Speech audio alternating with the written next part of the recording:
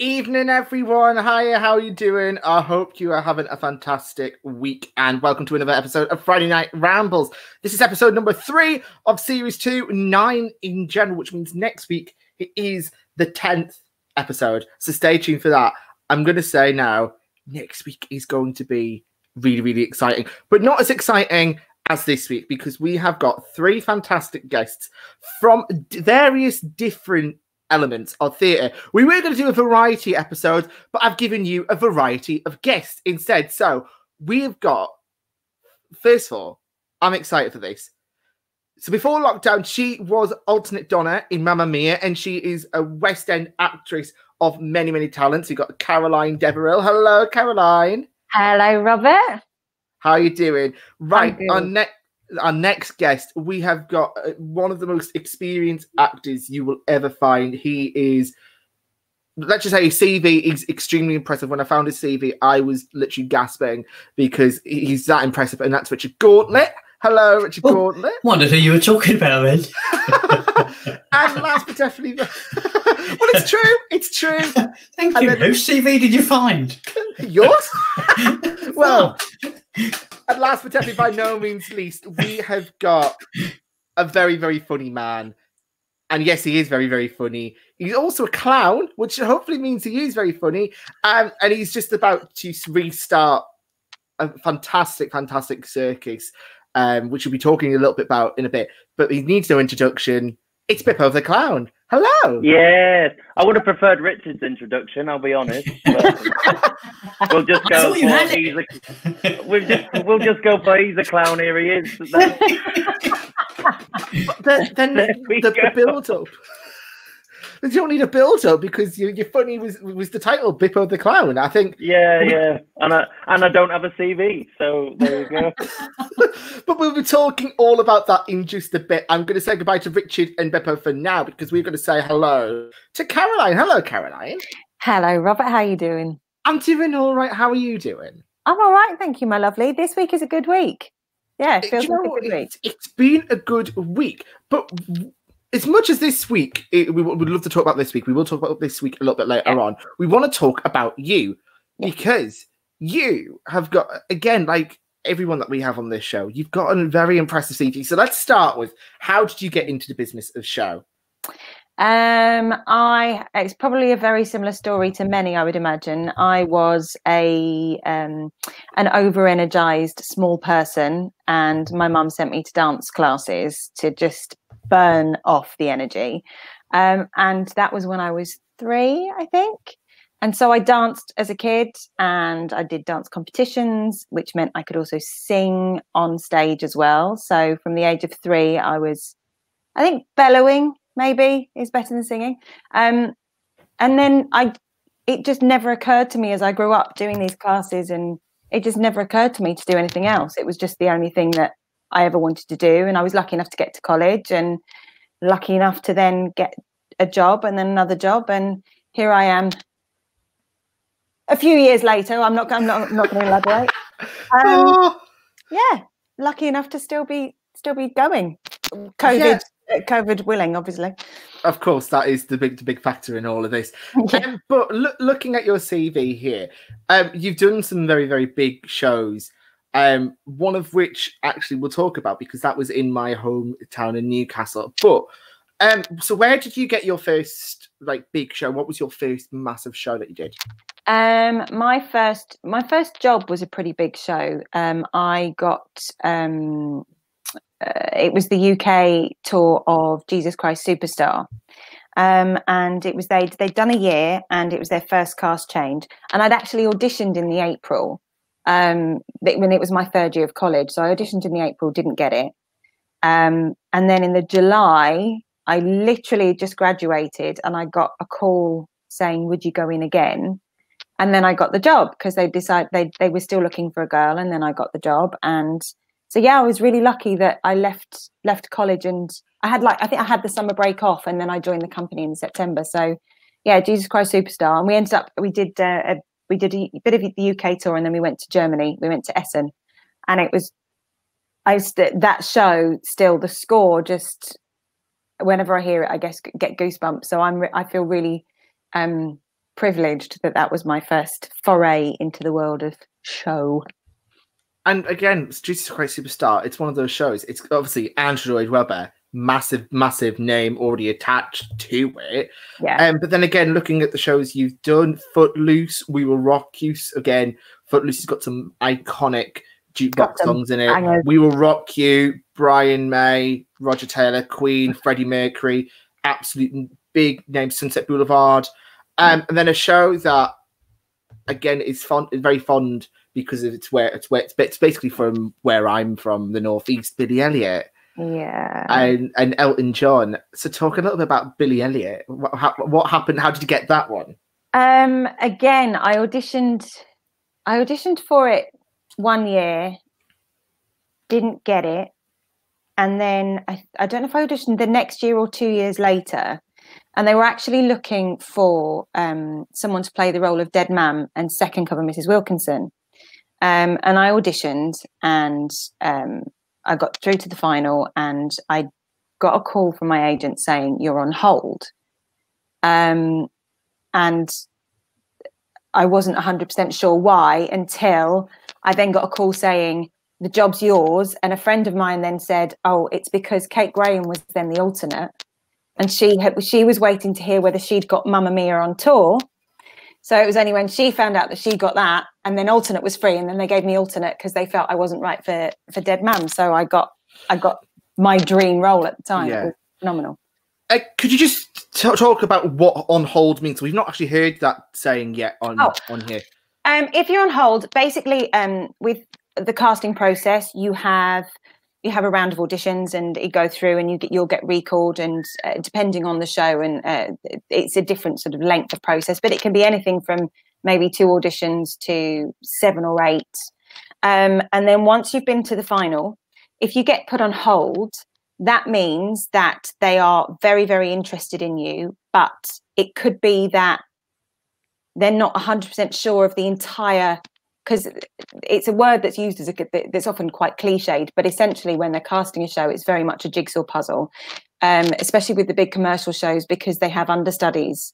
And so they'll need someone to play this part but cover that part, and someone to play opposite them that also, so they have to kind of knit it together. So if you're on hold, it's like I suppose they would call in the world of adverts and commercials, they say it would be a heavy pencil, which means we really, really like you, but we're not sure if either the role you're up for is free or if the other people that we put together are right. So that's what on hold means. And so you were put on hold, and then you got the jobs. And so then, how long were you with the show for? I was with the show for just under 2.5 years. I did 2 complete years, and then I did a 3 or 4 month of the next contract, and then left. But it was really hard to walk away from. It was the most incredible job. But it's one of those classic things where I felt that I could easily stay, but that felt like the safe option. And because we performers have this kamikaze nature of going, do you know what? Never mind safe. Let's go and jump off that cliff and see what happens. So you're always looking for the next thing, or looking for the next adventure, or want to push yourself further, get yourself out of your comfort zone. So I did. I left a little bit of my heart in the production of Billy Elliot, that's for sure. And Billy Elliot is one of those shows, obviously, because it's got a very child-heavy cast. You're constantly rehearsing. So what was the schedule like for that? It was full on. It was really full on. And in many respects, I feel really privileged because the alternate does quite a bit of the rehearsals with the new Billies. Because obviously the woman playing whoever the actress is playing Wilkes at the time is on, 7 shows a week, and so bringing them in all day every day is hard going if you're in that process.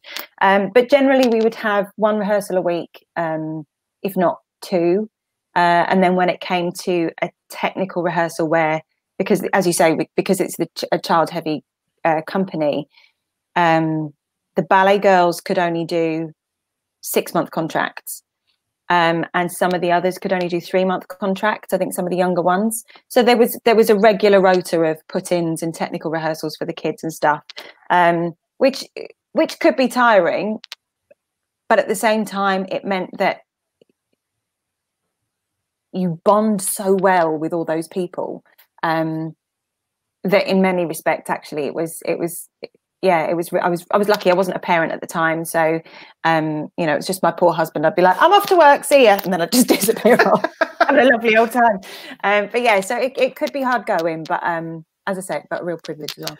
And so those who don't know what an alternate is, so what does an alternate do? Because obviously we've talked about understudies before. Yeah. So what is the process of an alternate like?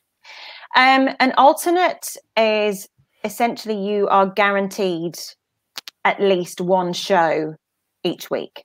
In some shows it could be, I think in certain shows you can have maybe 3, the alternate does 3 and the first cast actor does 5, but a lot of the times it's like on Billy Elliot, it was just the 1 show I got, but which was fine by me. Getting any show a week was brilliant. So I did 1 show a week, and basically it just gives the lead, for demanding shows, it gives the lead a bit of respite, because 8 shows a week is really demanding. So yeah. And would you then go up to 7 shows if the lead was off, like for a long period of time? If the lead went on holiday, you are then the understudy, so you then do all the shows that week. So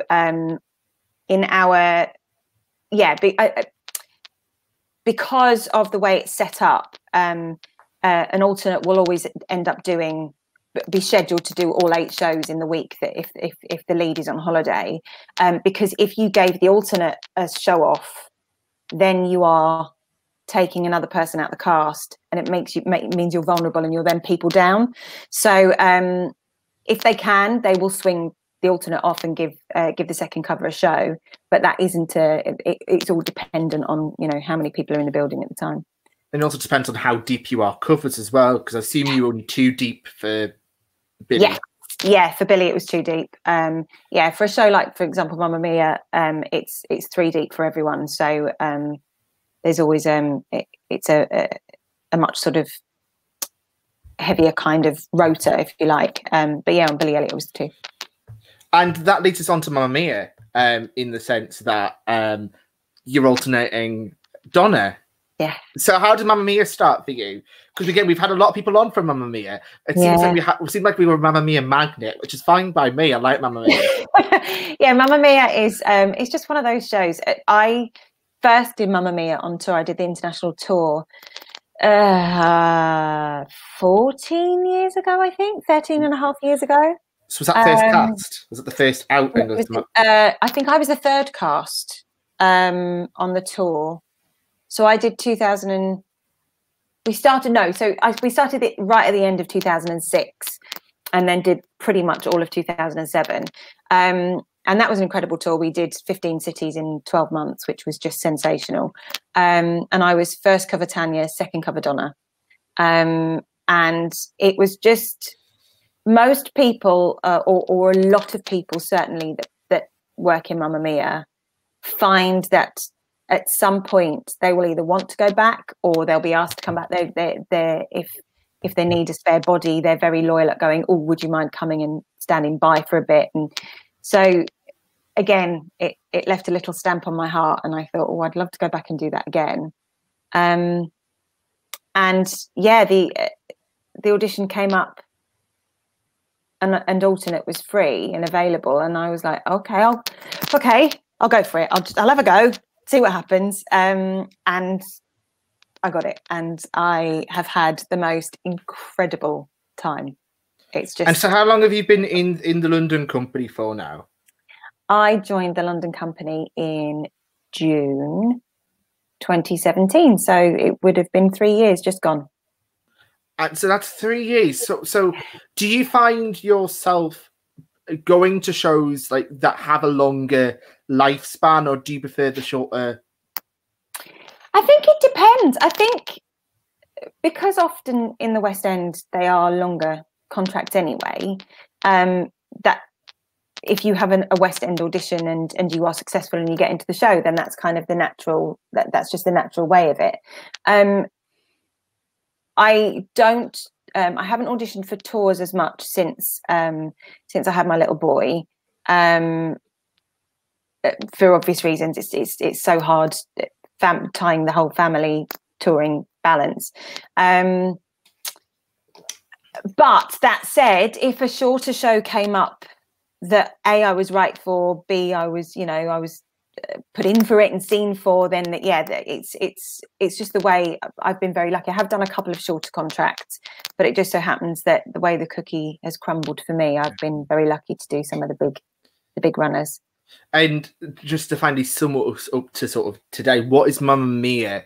Because obviously Mamma Mia is a very feel-good show. So what is it like playing such an iconic part? Because obviously Meryl Streep's played it. So many amazing actresses have played the part. I mean, we've had 3 people that have played Donna on this show already. We've had Steph Harry, we've had Jenna Lee James, and then Melissa. They've all covered it and been Donna. So what is it like playing such an iconic part? It's kind of mind-blowing, and you almost have to forget the people who have played it, because if you remember too much, that way madness lies, because then you start going, oh my god, I'm not Meryl Streep, oh my god, I'm not, I understudied Maz Murray, I've understudied Sarah Poyser, do you know what I mean? The people that you kind of go, oh god, okay. So you've kind of got to go, I feel I do feel incredibly privileged to do it, but you've got to almost try and go, okay, let's get out of the world of being completely awestruck by these people, and just try and focus on playing just such a stunningly rounded, strong female role. And it's awesome, and you just feel like I'm very lucky, and I mean, that's repetition, but it is, you just feel like you kind of go, I'm going to put myself here, and I'm going to get those platforms on. And every night walking down in that finale is like being a rock star. Because you don't come up in the lift anymore, do you? No, because the Novello's a smaller theatre. The lift, it just doesn't have the actual size and the space to have the hydraulics for the lift. So you walk on at the top of the number in at the back of the stage. But even then, you kind of, the 3 of you, the 3 dynamos are there ready to go on. And even if you've had like a really, if life's got in the way that week or that day, it is completely, it's total sparkle dust magic. You just come in and you get lost in it, and it's incredible. Yeah. I can't wait to talk a little bit more about my Mamma Mia in a bit, but we've got a lot of people. We are going to leave you for now, don't you worry. Right, but we've got a lot of people asking, where is Gareth? Where's Bippo? And Bippo is here. Bippo's here. Hello. I've been seeing those comments, and I was thinking they're not normally that interested. It's a bit weird, but hello, I'm here. By the way. And it's not to say that Caroline isn't. It's not that you're not lovely, Caroline. It's just that it seems like the Bippo fan club's here. The Bippo fan club's here. And Bippo, you've just come from. I was going to say I wouldn't look good in the costumes from Mamma Mia, to be honest, but the sequin belts and all that. It's worth a try. I think you rock it. Well, maybe not after lockdown, I think. Look at it. For all of us. It's ridiculous. Brilliant. Right, so you've just come from rehearsals. You've been in rehearsals at the moment. How's it all going? Crazy. It's absolutely crazy. Well, basically, about a month ago now, we got the green light to open on the 17th of July, which is today. So we all had to go to the circus winter quarters in Congleton and isolate. And by isolate, I mean actually isolate, not go out, not see anybody. And they brought us food every day and things like that. And then all of a sudden, whilst we were in isolation, we everybody was watching the TV for Boris's announcement, and he announced that nothing was allowed to open, and our next update would be in another month. So we were all sat in isolation, like, what's next? You know, what are we going to do? We've just literally done 2 weeks. I think it was the 12th day of the 2 weeks. And we were like, is this going to be all for nothing? Have we literally isolated as a bubble? They call it like a show pod. So me, and we've got 6 Colombian motorbike riders. We've got 3 dancers. We've got a ringmaster. We've got another aerialist. We've got about 26 people all isolated as a pod at this winter quarters. And we're all just sort of sat there like, right, well, what now? He's just said that nothing can open until earliest August. And then Oliver Dowden made a few announcements on Twitter and things like that. So then we moved to Butlins. We built up the big top and we've been rehearsing. And hopefully, fingers crossed, the 24th is our opening day, which is, it seems like, I'm very positive, but at the minute it seems like I won't believe it until I'm stood there performing with a socially distanced audience with masks on. Do you know what I mean? Yeah. That's I won't believe it until I see it, because of how disastrous 2020 has been for live entertainment.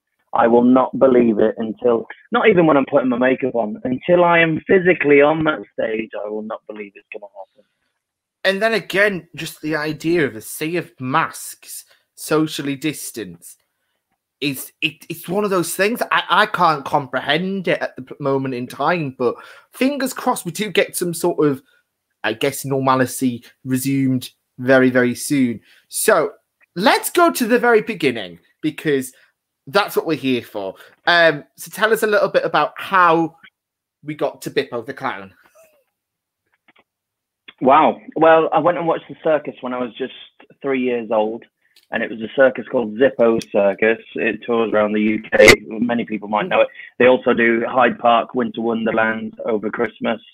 It's quite a big show, but back then it was quite small. I went to see it with my family, not a circus family at all. My dad was a British gas engineer. My mum was a nursery nurse.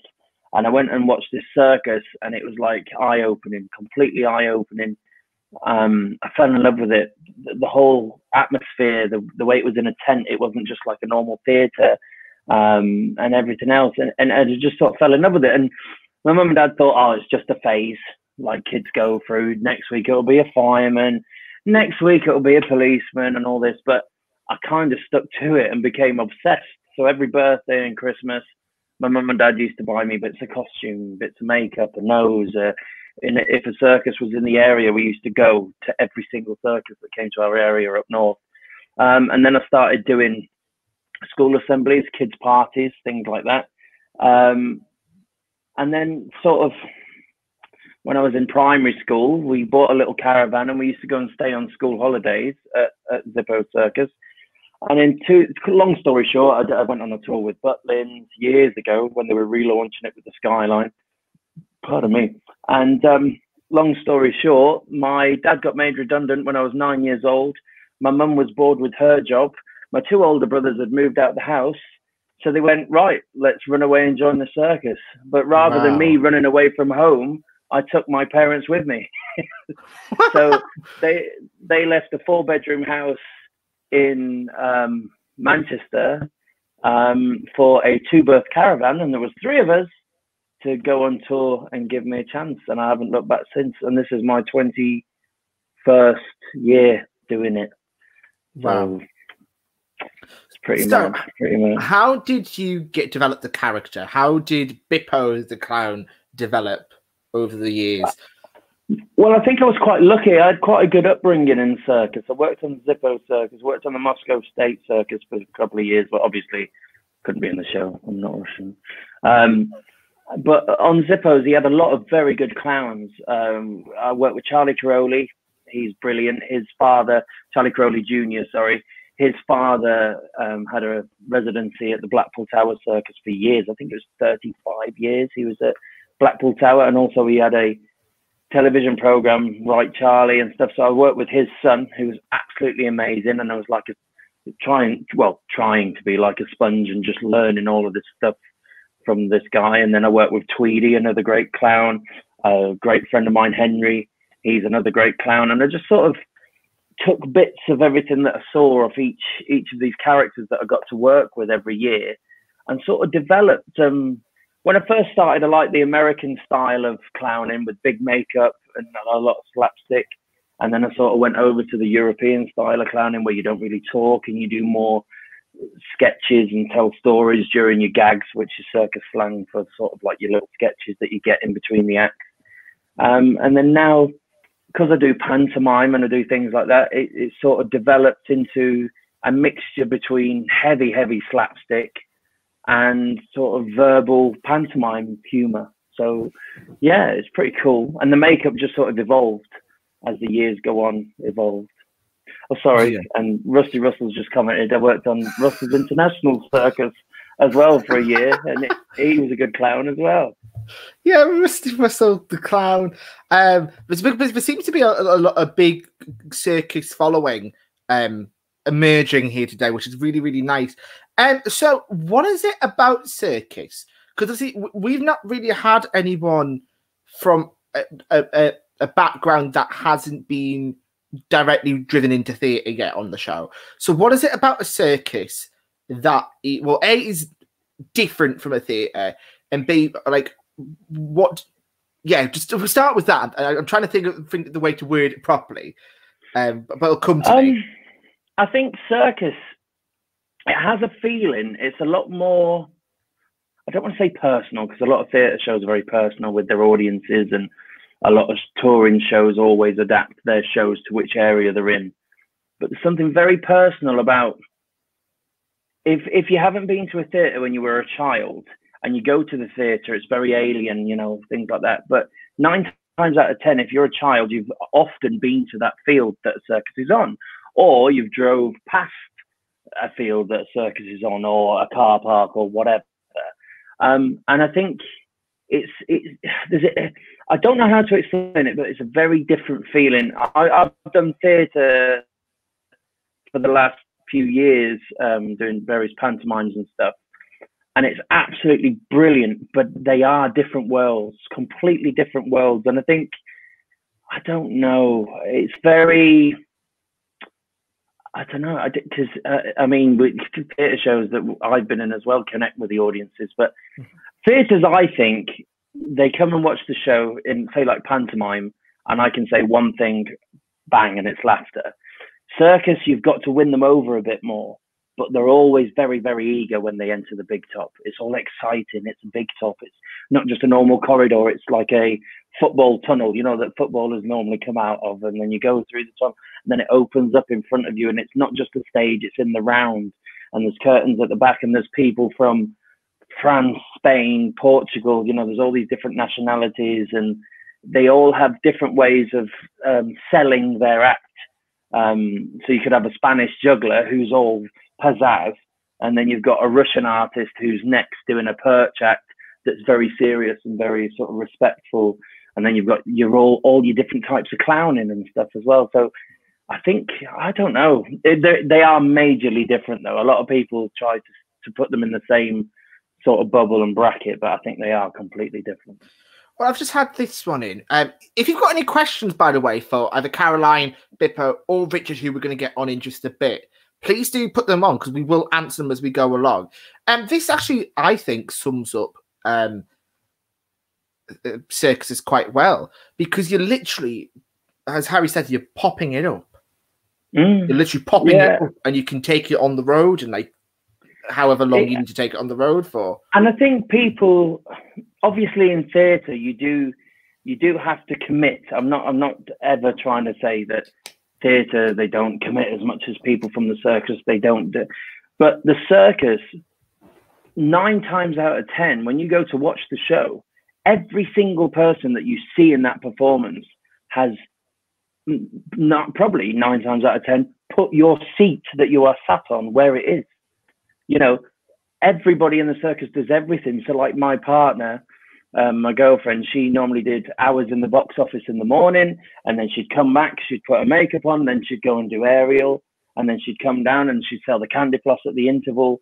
It's all very, very one, you know, that nobody, there's no celebrities, there's no superstars, there's no, everybody's sort of, we're all in this together.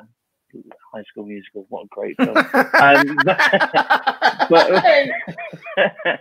it's so true. It's so true. And so like the clown's job in a circus is obviously to fill in the gaps in between when the setting changing props and scenery and stuff.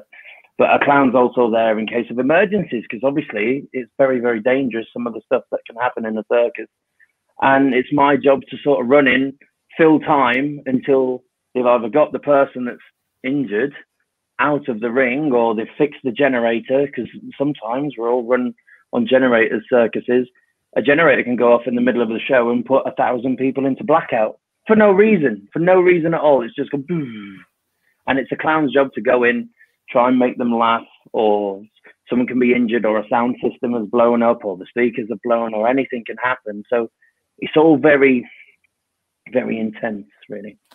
So, do you think, this leads me on to my next question, obviously, because in the announcement made last week, it was announced that circuses and outdoor performances are going to be able to reopen within the next couple of weeks. Do you think there's going to be a big resurgence of circuses coming back into like the forefront of entertainment? I think circuses are going to come back, because from being in the business for 21 years, lots and lots of things have happened to the detriment of circus. So they tried to bring in temporary event licenses. They tried to bring in all these different things.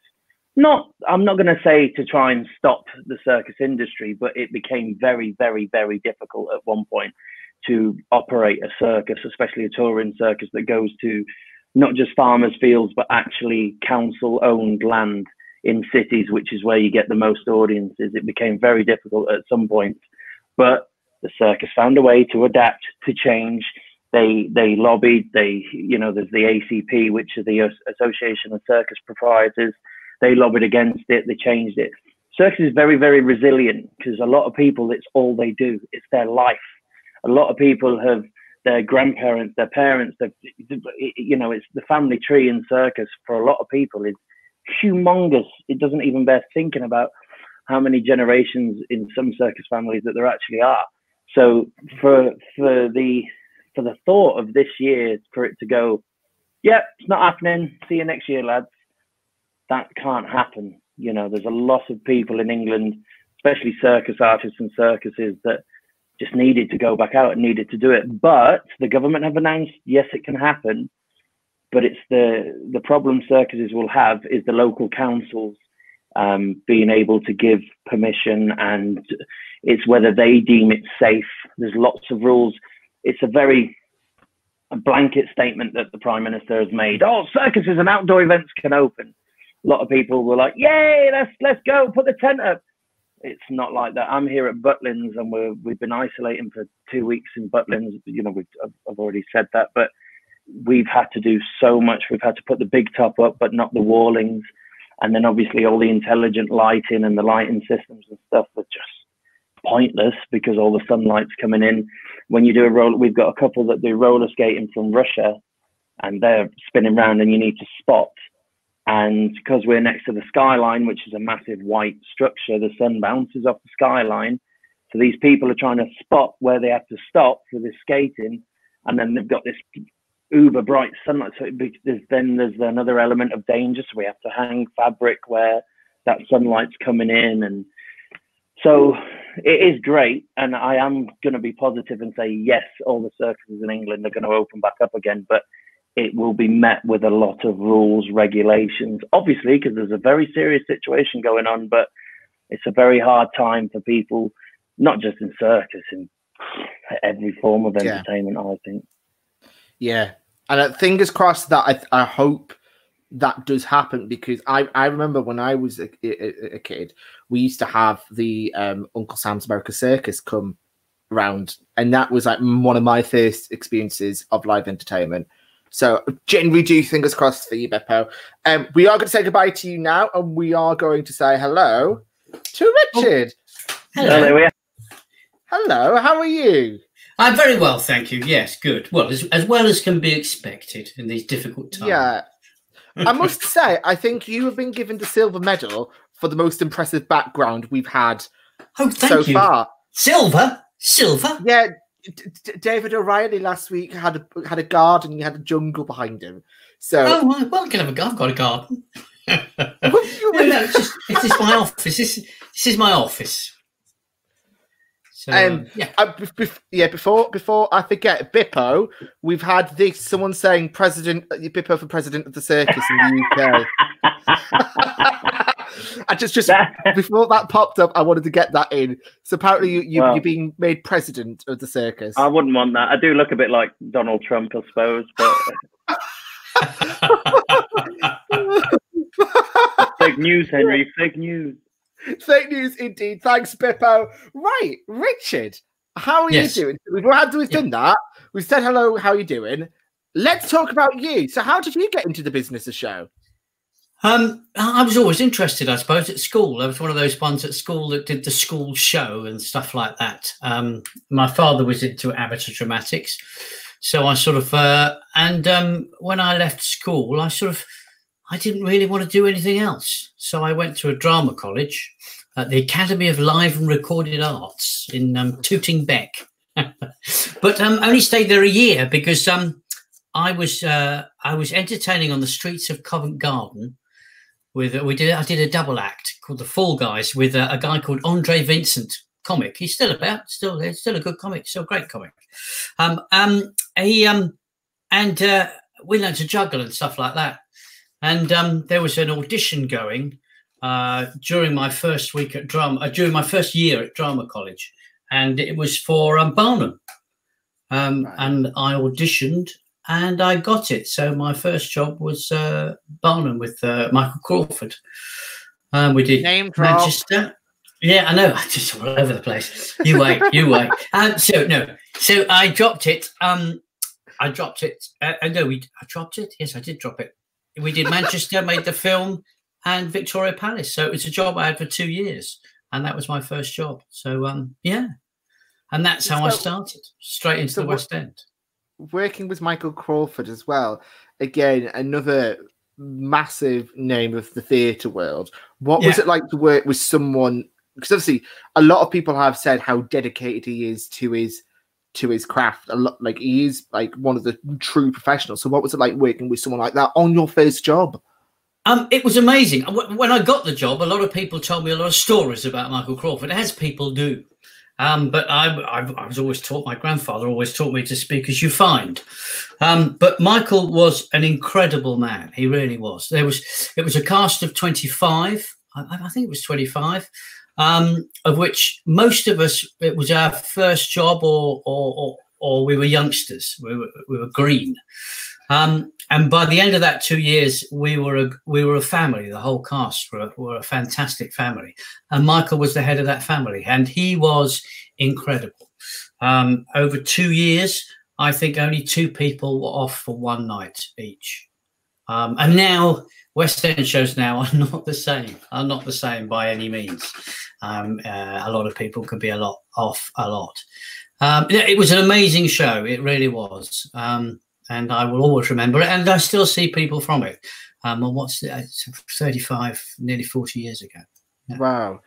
And then, again, we're doing a bit of digging into you. You returned to Barnum years later. Yeah, about 8 or 9 years later, the tour went out. The British, it had never toured. Michael did it until the film was made, and then he closed it at the Victoria Palace. And then years later, it went out again with Paul Nicholas in the lead. And I went. Originally, I was the white-faced clown. I started my life, Bippo, if you're watching. I started my life as a clown, a white face on every single night for 2 years. But then when it went out again, I played the ringmaster and covered Barnum for the tour. So I went out again, and that again, that ended up in the West End. So I did another stint in the West End with Barnum, and went on for Barnum, a few times, which was. So what was it like going full circle? What was it like going full circle then? Yeah, it was amazing. I said I always wanted to play Barnum before my 30th birthday, and I actually played it, I think, 2 weeks before my 30th birthday. The first time I played it was in Leeds. Yeah, it's at the Grand Theatre in Leeds, and it was amazing. I mean, it's an incredible part. It really is, and it's non-stop. It's non-stop from the beginning of the show to the end of the show. It's a fantastic show. It really is. It hasn't quite worked the last couple of times it's gone out, and I think that's because the original production was so great. It was a great production by Joe Layton. And I don't think it's been matched since. Because I know they took it out with Chichester a couple of years ago with Brian Conley. Yeah, Brian Conley didn't do it at Chichester. Someone else did it at Chichester. It was Brian took it out. Brian took it out. Yeah. They brought an American over to do it in Chichester, and then Brian did the UK tour. Speaking of America, we've got to talk about Disney, and you've done some pretty impressive Disney shows in the West End. Yeah. Speaking of one of my favorite Disneys of all time, Beauty and the Beast. I absolutely love that music. I love that score, and you got to do it in London. So talk a little bit about that, because that got me excited when I saw that. Yeah, that was I was in the original cast at the Dominion Theatre for Beauty and the Beast, which was a fairly amazing job to get, I must admit. I only took, people say 8, 9, 10 auditions nowadays. It was 2 auditions, and the final audition was the final audition. You're suddenly down there, and there were 45 people from Disney over from America to see the final auditions. Wow. And I got phoned that evening by the director to say, yeah, I'm directing it, and I want to tell you that you got the part. And it was an amazing show. It really was. Still the most expensive show of all time. I played LeFou. That's the little guy that gets beaten up all the time.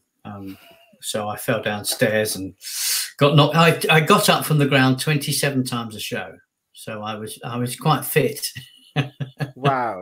But they looked after me. I had physio in my room. It was like being a footballer. I had physio twice a week in my room, acupuncture and physio and stuff like that. They really looked after me. I had a full stunt suit on, and it was a terribly hot summer. And I can remember myself and Al Harvey, the guy playing the Beast, we both had costumes that took our temperature up far too high, and suddenly we had air conditioning in our rooms and everything. Disney were fantastic. They looked after us a treat. But I did that show for 3 years. Yeah, 3 years, and had a wonderful time. I really did have a great time. Yeah. And again, with Disney's Beauty and the Beast, there were some now amazing actors. Well, of course, they were amazing in the day, but like people that obviously now become household names. John Barrowman.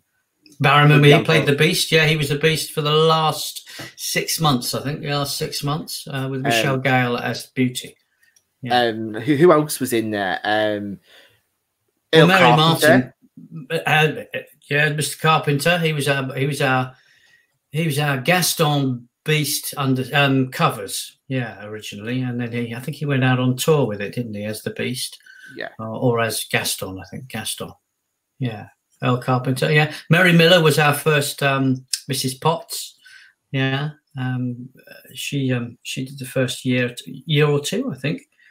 Yeah, we unfortunately we lost her, but we had some amazing people in it. Yeah, and Derek Griffiths, of course, the wonderful Derek Griffiths was Lumiere when we opened, and since then I've done 2 pantos with Derek, both at Norwich. He played Captain Hook when I played Pan.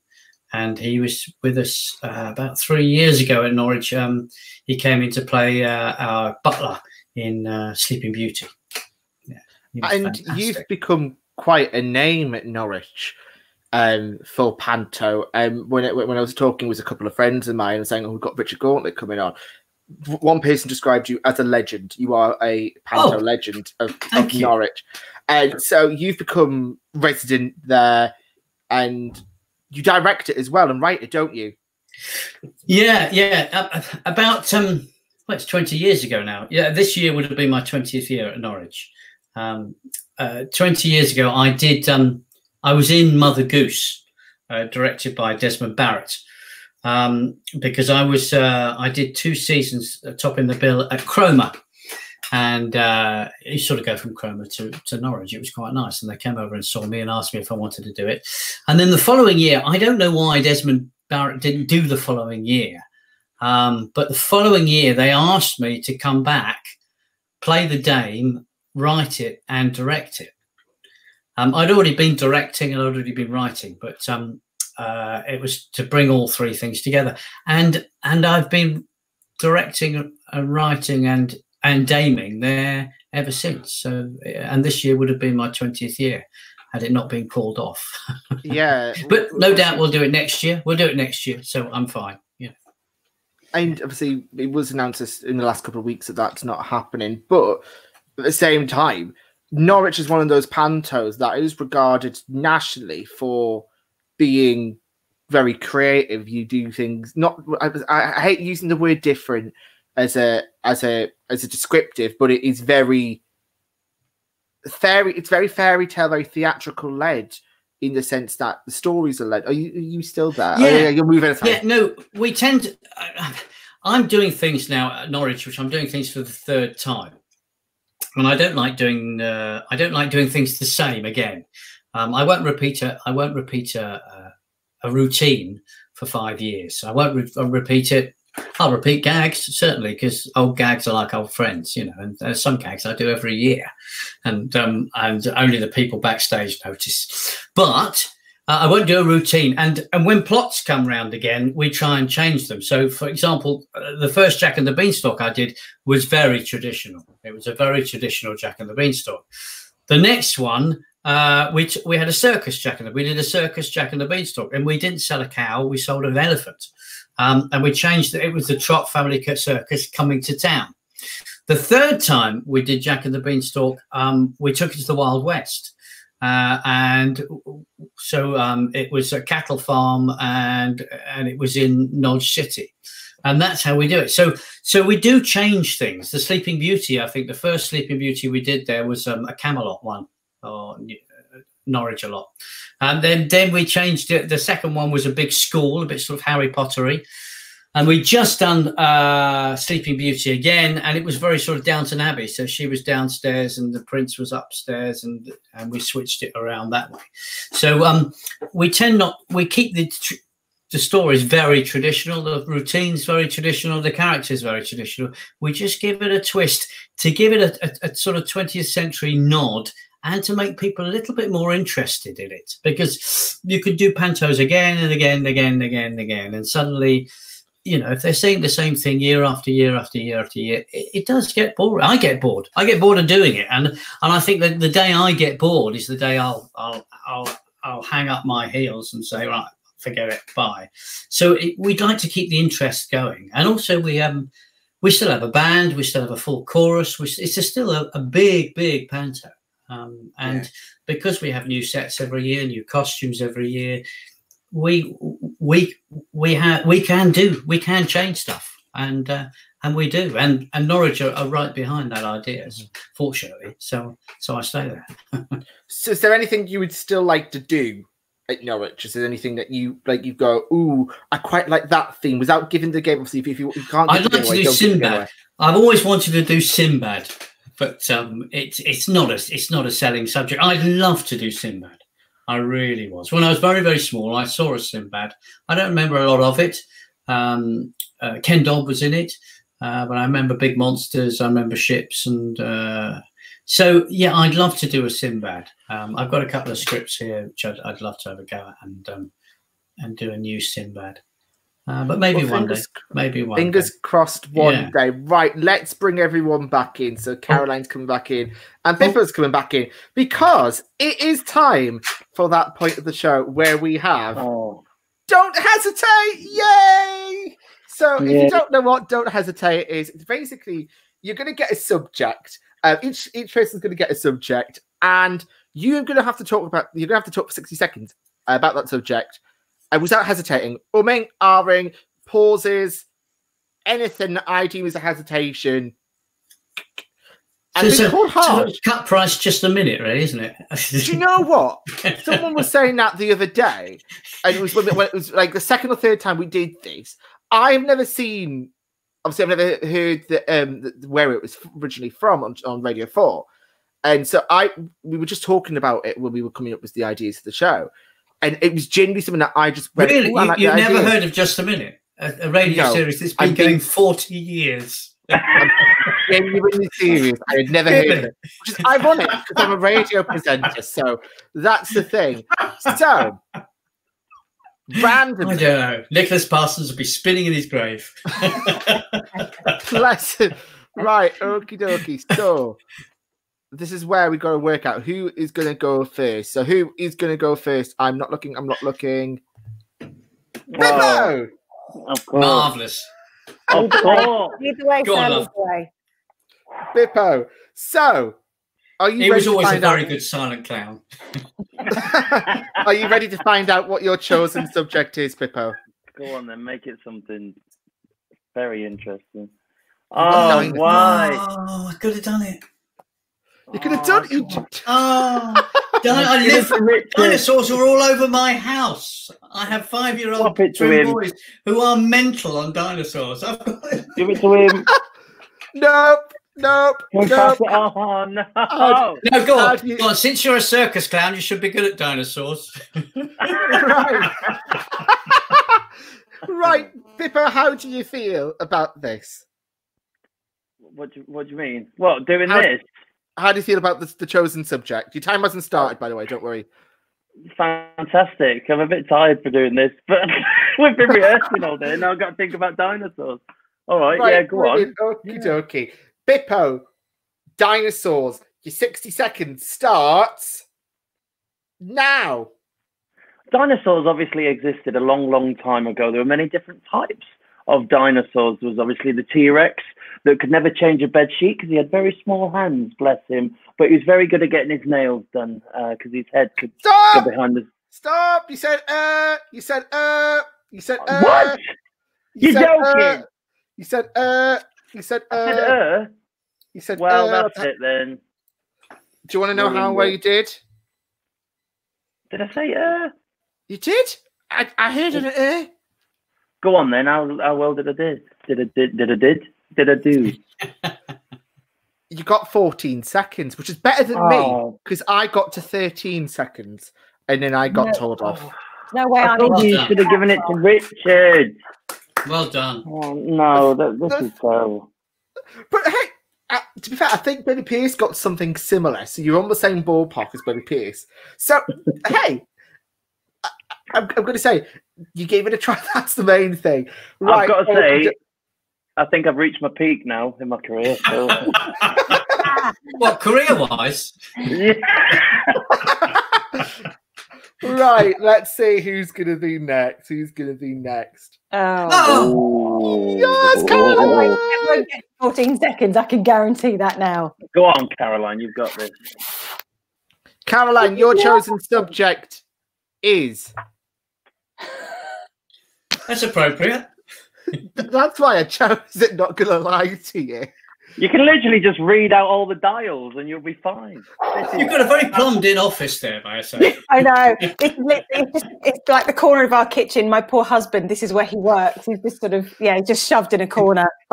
This is tidy. Normally it's like an absolute mountain of laundry and stuff down.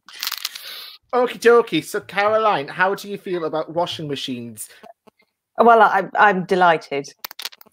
Okie dokie, let me get my phone open. I just got a new phone today, so this has been an interesting to try and work out how to use this. So, Caroline, washing machines. 60 seconds, your time starts now. A washing machine is what's known as a white appliance. They are in your home. They are big square things generally. They have lots of buttons. They have dials. They have a big round door on the front that you open and you put your washing inside the machine. When it's in the machine, these days you can use a liquid tab, which is a plastic. Stop! You said 25 seconds. Oh, it's better than I thought I'd do.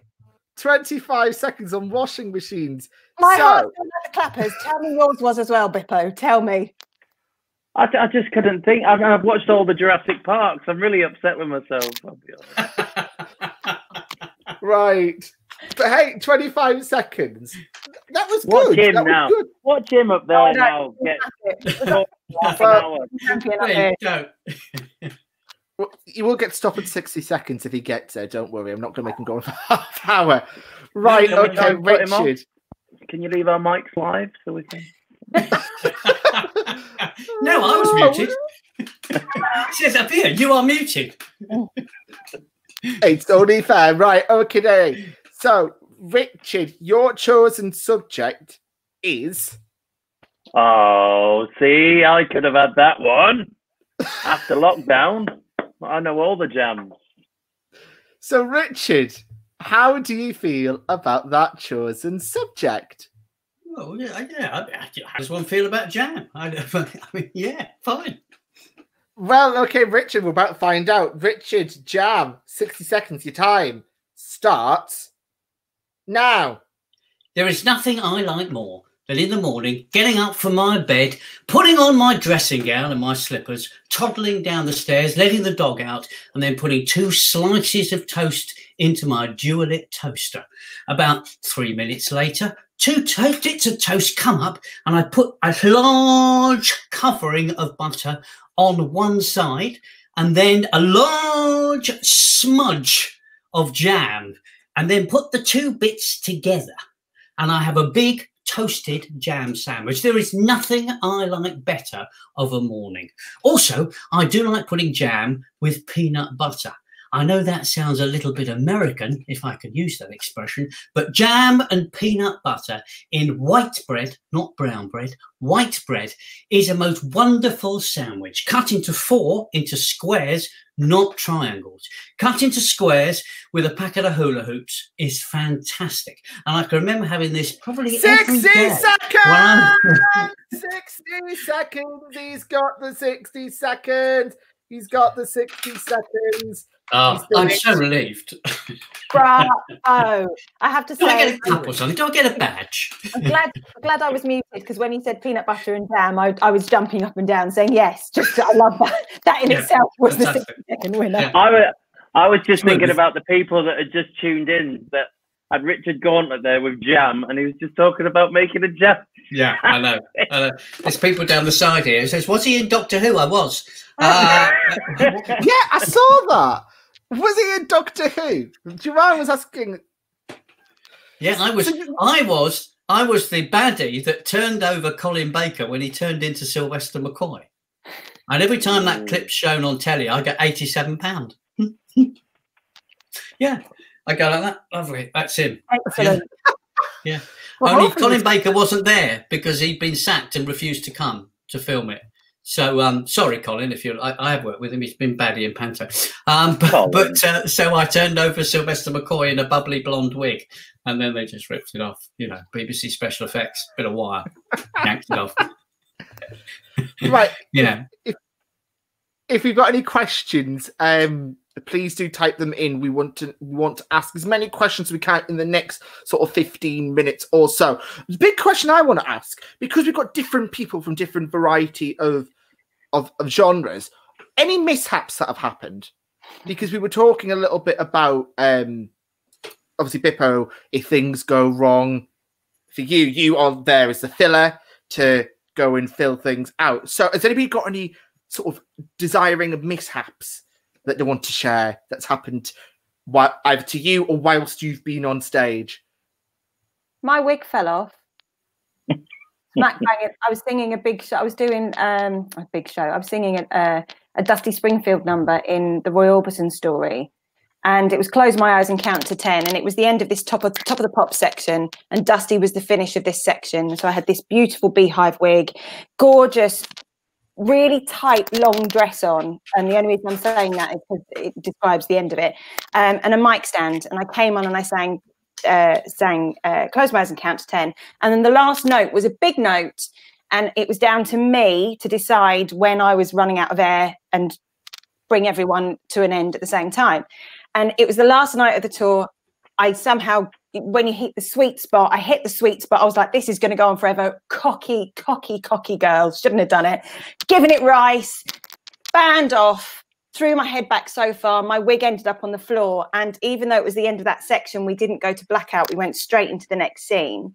So I would always just shuffle off with my mic stand. But at this point, I was bald because I just had a stocking cap on with this really glamorous frock on. And as poor Roy and his wife are in the corner having this heart-to-heart, you've just got me trying to bend down in a very tight dress and very quietly, or not, shuffle off stage. That was mortifying. Yeah, that wasn't good. I was in the worst thing that ever happened to me. This isn't funny. It's a bit of a, but you can laugh. All right. I was doing Aladdin with the Crankies in Belfast. It was 89, 90, and myself and I had a double act partner, Bill Bellamy at the time. We were the Chinese policeman, but we did the kids thing. We did the song sheet. And we were interviewing the kids, and there was this one kid with a plaster across his nose. So I thought, I'd save it until last. It'd be great fun. So we got to him, and he had a runny nose and a big plaster across his nose and everything like this. And the place was full. The Opera House, Belfast, beautiful Matcham Theatre, going through his Indian period. All the boxes held up with elephants. Beautiful theatre, but packed it was. And I got to this kid. I said, okay. I said, oh, you've got a plaster across your nose. He said, yeah. I said, how did that happen then? I put the mic straight up to his face and he said, it's a cancer. Well, the place went silent, all except Ian Cranky backstage falling about laughing. And we thought, how are we going to get out of this? And my partner, bless him, I mean, fantastic. He grabbed him straight away and says, right, you're first, music. And we went straight into the song. Oh my God, it's like ground swallow me up. This 2 seconds was about 30 seconds. I just stood there and went, oh, he's just said that word. Just said that word. I think the song sheet though is all Liverpool 2 years ago when we were doing Peter Pan. I did the song sheet at the end, and I was interviewing one kid. What's your name, Charlie? Blah blah blah, doing all the gags. Got to the third kid. I went, what's your name? And she went, Maddie, like that. And I don't know what accent that was, by the way. And this really come see the show. This really what's your name, Maddie? And this guy at the back screamed as loud as he could, "Way, we've found her!" Oh God! And everyone heard it, and obviously I heard it. And the inner me was thinking, right, you've got to be funny now because you're the funny guy. And then you obviously couldn't. So exactly the same as Richard said, okay, here we go, right, play the music. Looking at the MD like, go. No. Yeah. I was like, who? Like, he must have been on the boot. It must have been a Saturday, or something like that. Yeah. Like, he screamed at the, hi, what's your name, Maddie? Yeah, we found her. Just no edit, no filter at all. Oh, God. That was it. And I looked over, and the whole family was wetting themselves. I was like, oh, it wasn't as even if he was getting nudged by his wife, like, shut up, They were like, whoa, that was funny. Oh my days, like what? But yeah, that's just, cringeworthy now. Caroline, I don't know if it's all right if we talk about this, but we had Steph Parry on. Yes. A couple like beginning of June back in the May, and obviously she went on for you. So what happened, and is your leg all right now? Touch wood, my leg is okay. I was on for Donna on a Thursday night. It was a 2-show day, and it was the second show of the day. And I'd been doing my own track in the afternoon, and I was Donnaing that night. And our other covers were off sick.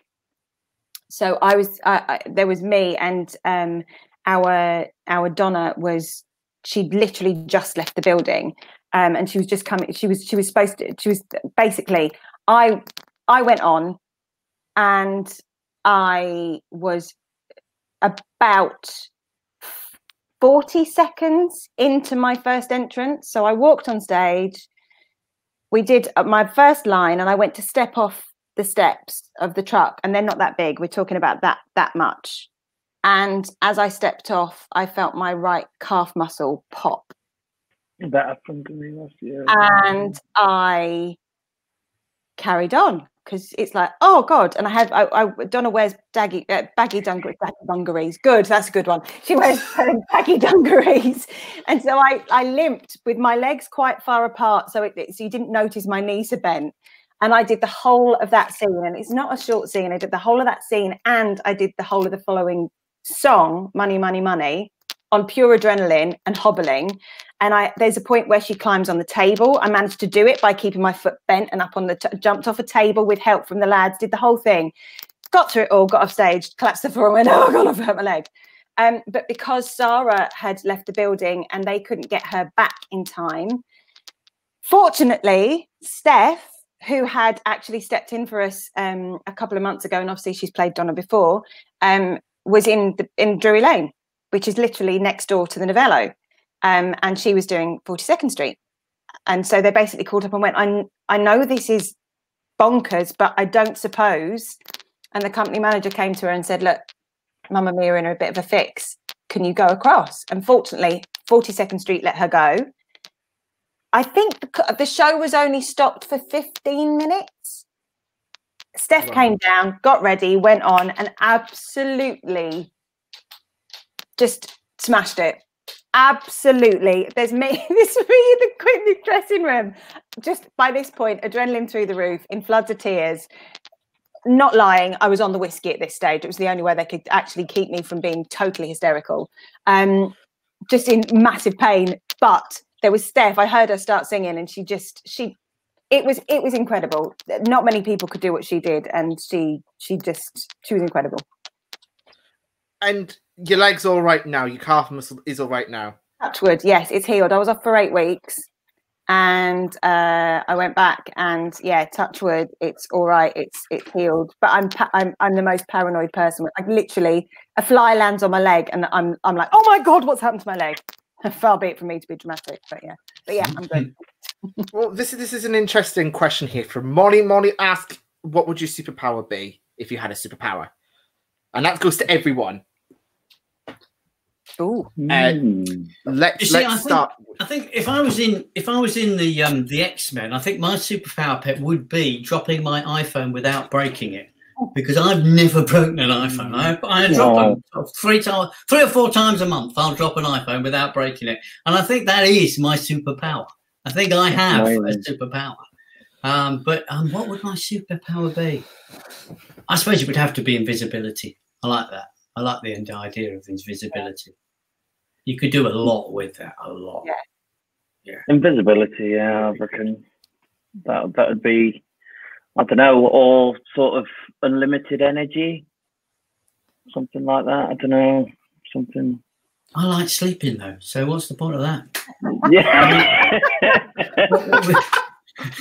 Good night. I'm not going to bed. Go to bed. Unlimited energy. I mean, what's the point? 3-show day though. 3-show day. Oh God. Yeah. Oh, goodness.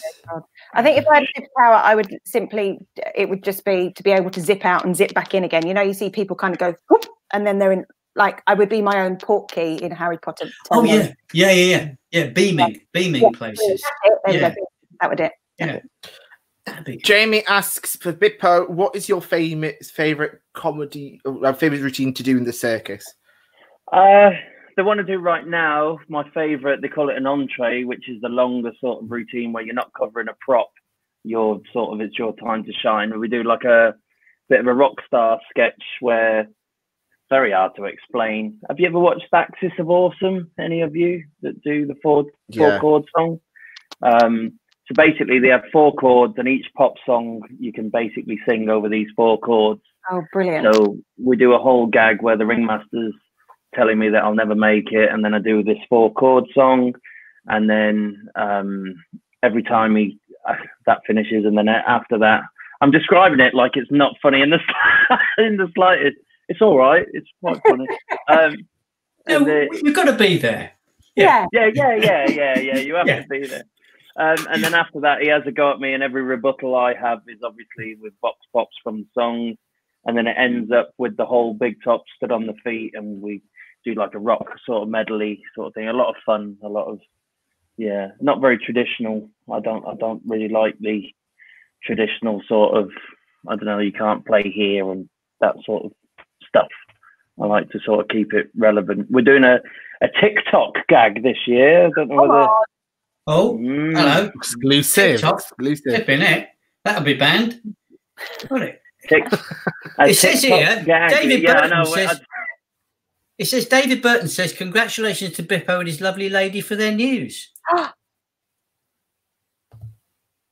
Is there something you're not telling us? Oh, congratulations! We've been trying for 6 years. Oh, well done you. And we went through. Yeah, it was a lot. In my back out. Is that your fault? We went for a round. We went for a round of IVF and it failed, which is a bit sad. And then during lockdown, seems to have happened. And I think it's because normally we're always touring and the stress of moving and the sort of day-to-day stuff. I think that affected it. This is the first year in. Yeah, I think so. I really do think so. And I mean, when we were going through the other treatment and stuff, they did keep saying that, oh, you know, it might be stress related. And I thought, stress? I mess about for a living, you know. And it seems to have been the case. So yeah, she's due in January. Oh, congratulations! That's fantastic. Is it just the one? Really? Well, I think it's just the one, and I think it's mine. I don't know. We'll see. We'll see. We'll see what happens. Everyone's calling you a super stud today, Bippo. Everyone's commenting on the new haircut. Oh. The stud. It took him 6 years, for God's sake. It took me 6 years, and it was over in 5 seconds. Yeah. Oh, sorry. My last question for everyone. Obviously, we all come from. You fell off my chair, man. The chair broke. This is brilliant.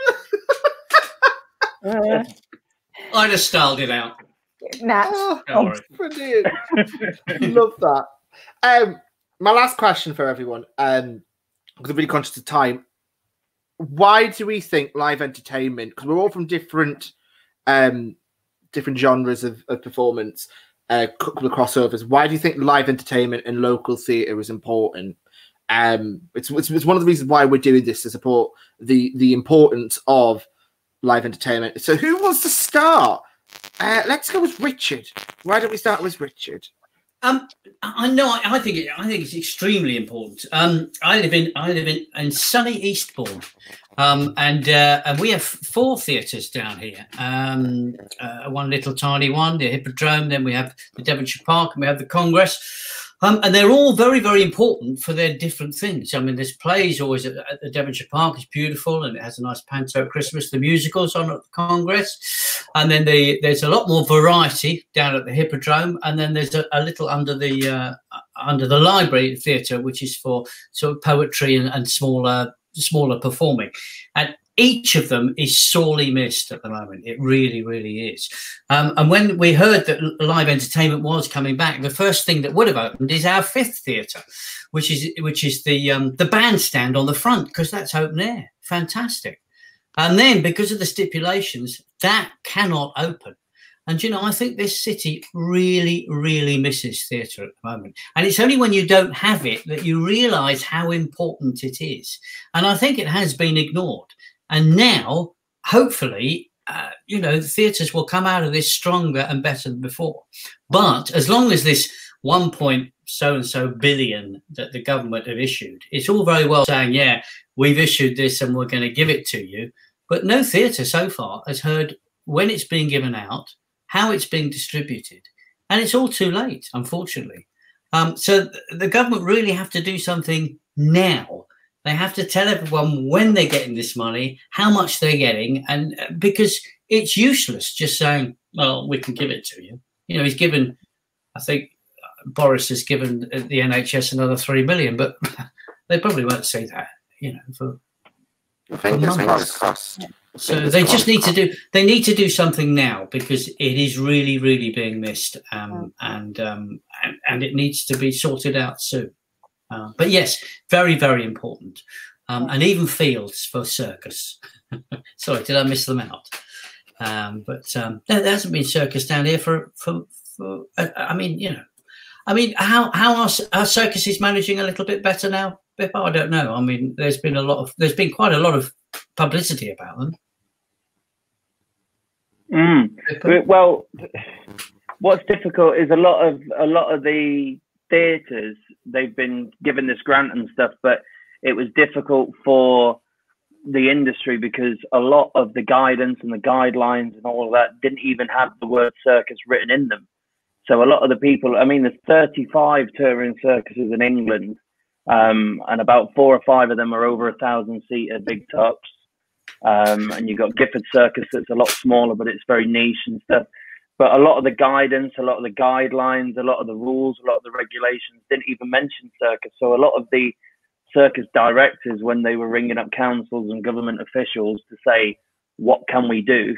A lot of them literally just went, well, we don't know because your name's not even on the list of things that can open and the list of rules and regulations. So, I mean, I think circus, in my eyes, was sort of thriving, you know, in the recent years. There's a few shows that weren't doing so well, but a lot of the shows that were moving with the times, and a lot of the shows have turned into more stunt shows now with FMX Spike Riders and Globes of Death and Wheels of Death. It's become very big now.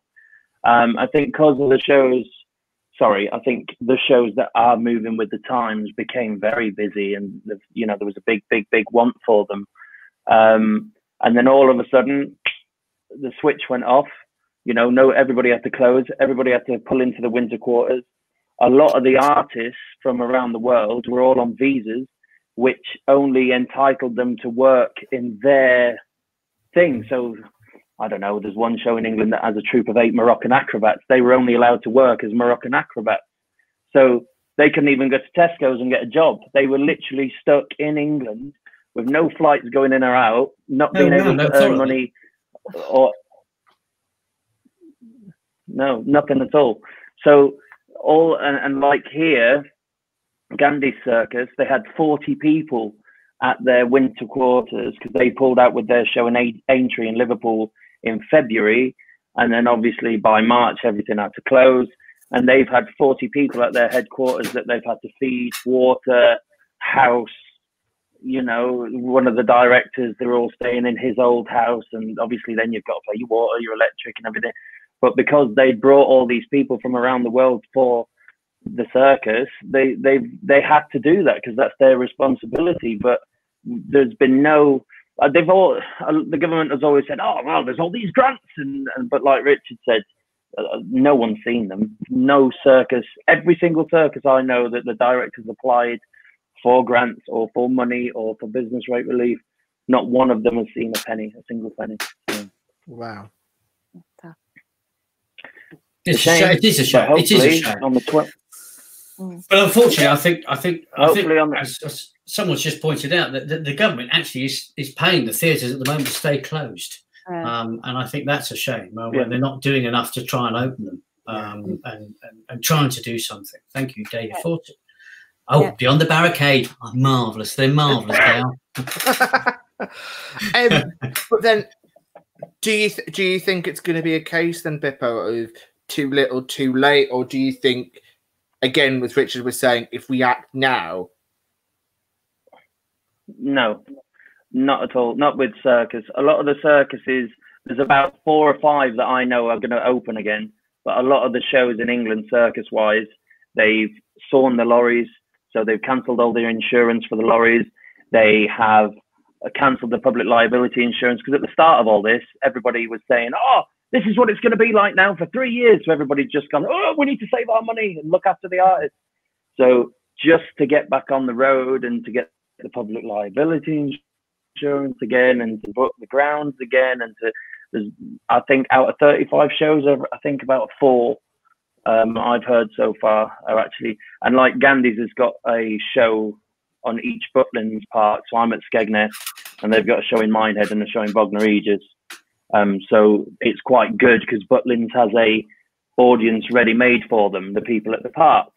But other shows, they're going to struggle at running on capacity and things like that because you've got all your diesel to pay for, your ground rent, you know, everything else. So I think circus this year is pretty much not dead and buried. That's a bit morbid, but it's. I think if they can open, they will. But I think a lot of shows won't have the financial behind them to do it. And this leads me on to my next bit as well, and this goes back to theatres, the West End. I saw something today, Caroline, on Twitter. I think it was Mark Shenton, who's a very, very prolific reviewer. He was saying apparently West End's dead, as in terms of the West End town, completely dead. No tourism. The locals won't. The whole thing about the West End is everything's interlinked. The restaurants are thriving when the theatres are full. The theatres are full when tourism is heaving. The shops. It's so much of it is based on people coming from other countries to London to spend their money and have an experience. And it's that shared experience that is what theatre and live performance, circus particularly, when you're in that space. You're all having that, you know, your version of that experience, and there's nothing that can rival that for that specific thing. But yeah, the West End, that is what it is. It's all of these things, and I just think, I'm not surprised. I live on the south coast. I'm actually I'm in Worthing, but I'm a coastal girl. Yes, just a bit long from you. But yeah, I haven't actually been up to London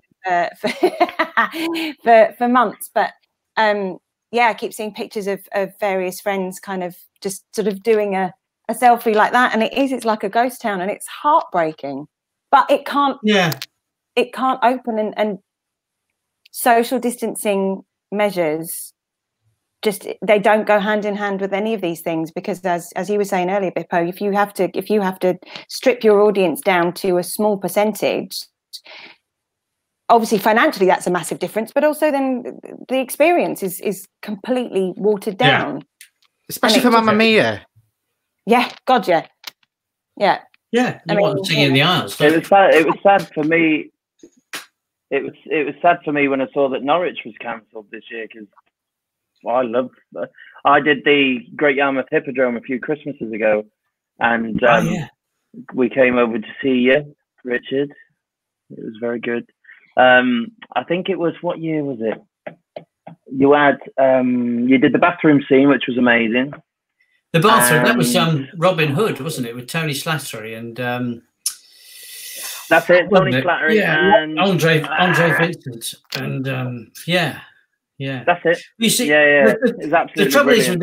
The trouble is with this, it rolls on and on and on and on, because the West End isn't thriving now. Then the West End charities suffer too. Theatre Makes a Difference do several big events over the years, and I always compare the Eurovision, the West End Eurovision, and that hasn't happened this year. And so it's hundreds and thousands of pounds not going to charity as well, which is a crying shame. It really is. And I had to nip up to London a couple of weeks ago, and what you were saying, the West End is absolutely dead. I mean, it really, really is very, very sad. All those places you used to see people pouring out just before the show, and it's just complete. I could have gone into any restaurant I wanted and had a meal. You know, even now they're socially distanced. There's nobody in the West End at all, and I think it really is a shame. But with social distancing, none of these shows can open. They cannot open. And I'm afraid I don't know what's going to happen with Panto this year. I really don't. That's a big worry. I don't see how a big Panto can survive with a 25% audience when they sort of, rely on 60-70%. Because also the fact that the company, the same as festivals as well. Yeah. Sorry? Well, obviously, Edinburgh Festival didn't happen. It's going to say with the performing companies, whoever's on stage, be it in the performing arena of the circus or Panto or theatre, whatever, those companies, even if you are bubbled, if one, I don't like this. I wonder what would happen with you guys, Bippo, because certainly I would imagine in theatre, if one person in the company gets a positive COVID test result, then everyone has to isolate, or everyone, therefore, does that mean they isolate? Does that mean the whole show then closes down for that period of time? How does that work with the circus? So basically, we've all isolated, blah, blah, blah. If one of us shows symptoms, we have to close the show completely. Everybody has to isolate. That person has to isolate, like on his own. Nobody's allowed to see him, touch him, whatever. And then a week and a half later, the rest of the cast then has to be tested, which is £150 each. And then if we all are negative again, then we can think about opening a week and a half later. So it leaves the show dead and not showing for about 2.5 weeks to 3 weeks. And that's if and even if the guy that showed symptoms and was, say, like he did a test and he was negative, we've still got to isolate for a week or something, like with the show dead, and then go back. But if he's positive, then we've all got to completely stop and isolate. But you see, there was a musical going on tour, wasn't there? There was some Six was going on tour. Yeah, they pulled driving. But that's just been pulled because of possible local lockdowns, you know. I mean, so even if that can't go ahead, you sort of think, oh, well, you know, what hope is there this year? It's just weird. I don't know. The thing I don't like is, I think we talked about it earlier, I can't remember, but the government seems to be going, yes, do it, and then going, but no, you can't, no, and all these little tiny things that seep through. Like they said, circuses, yes, you can open, you can put your big top-ups, just don't put the walls on, you're fine. And then literally a few days later, we get an email from the DCMS.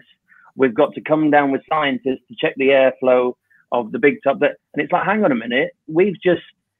Luckily, Gandhi's had everybody at their yard isolating. But can you imagine if Gandhi's had to bring in all these people, fly them all over, pay for them to get tested? Like, it's a lot of money, like 60-odd people in the production company. And then all of a sudden, your airflow's not good enough. Bye, send everybody home again. You're talking tens of thousands of pounds for them to just go, yes, you can open, to then go, no, you can't. But then Butlins, the last thing they want is to be a hotspot, isn't it? I mean, that's just the worst publicity in the world. If Butlins become a hotspot, they've got to check everything completely, absolutely everything. Yeah. And normally, I think everyone is scared. And normally we really enjoy the summer because we get to do our shows and then go and watch Stephen Mullen in the evening and then go out for a drink with the Redcoats. But this year we are literally allowed to the tent and back in our accommodation, and that's it. So it'll be an interesting one. I think it's going to be interesting to see what happens regardless. So it's kind of a sit back, buckle your seatbelts, you're in for the long ride. But we are going to have to end it there. But thank you so much, Richard, Caroline, and Bippo, for, I think it's been a really interesting discussion on the situation we're currently in. We've not had this in-depth discussion as in-depth before. So thank you so much, and also for sharing your stories. So a big thank you to you three again for that. What I am going to say is we are going to leave it there. Stand by this week for not one, but two very big announcements that are going to be coming Sunday, Monday. One's about next week. One is about something exciting that's going to happen to the amazing Friday Night Rambles. So stay tuned for that. But a massive thank you to Caroline once again. A massive thank you to Richard. And a massive thank you to Bippo. And we will see you all. Well, I will see you next week. These guys will see you when they see you. But thank you so much. See you later. Goodbye. Bye.